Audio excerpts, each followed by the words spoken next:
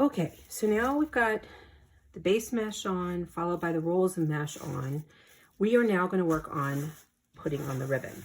Now, you've got 32 cut pieces of ribbon in kind of 3 different tones, so to speak. So you kind of have the white and silver.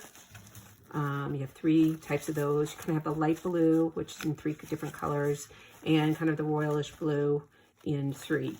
So you can mix this up any way you want. There is no right or wrong. And I think since this is just so colorful, I think we just kind of mix them all and have fun with it. So, you know, taking maybe a white with the darker blue, mixing that up with, oops, didn't cut all the way through on that one. Then doing like maybe, you know, the light blue with the silver, you know, just have fun with it. Any way you want to do it it works. You could also do it and keep it so that if you wanted to match up all these together and do like these 2 together, keep the light blues more with the light blues. You could totally do that too. So it's kind of fun to do at random and just kind of have fun with it. But you're going to want 2 ribbon per each to put into each mesh. So I'm going to just start grabbing and kind of going with it. And a lot of times, even when you don't even really think about it, it works out better. Sometimes when I try and overthink these things, I end up getting stuck. And so you can kind of look to see wherever you want to start it. It really doesn't matter because there are so many colors here. You're going to really, actually, I'm not going to open them up. I'm going to do it a little different. So you can certainly open up those tinsel pipe cleaners, but we've got enough to work with that I think you can still add in your ribbon, twist it, and then what we're going to do is we're going to tuck those ribbons around to the back, excuse me, not ribbons, the pipe cleaners around to the back side. So I'm taking those 2 ends I had, and as I told you, mesh snags everything. It's going to pull anything in its path.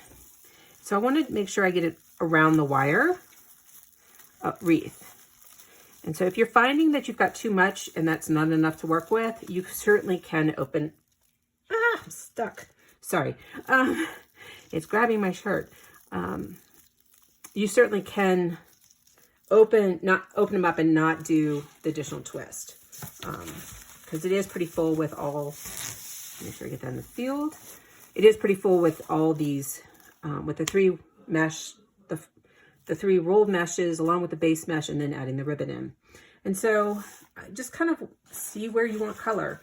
I'll probably go with this one and this one and add it in on here. Oops.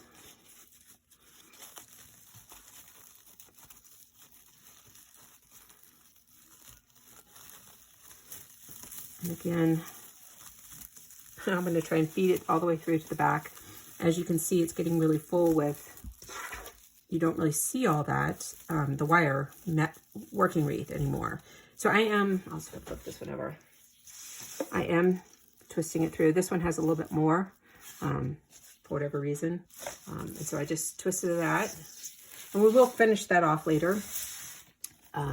You can certainly open up these ribbon now. Again, it's something we can do later in the final stage when we go to finesse the wreath and kind of finish it off. So, let's see.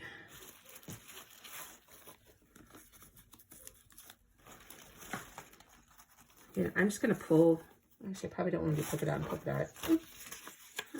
We'll do this.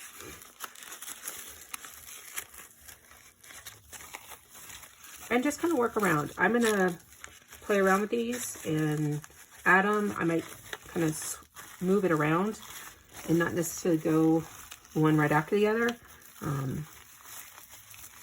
If there's a certain one you really want to show, you'll make sure to put them in the areas that you feel that it would accent it the most. But I'm going to go ahead and fast forward this process. You can certainly pause it, stop it, and catch up anytime.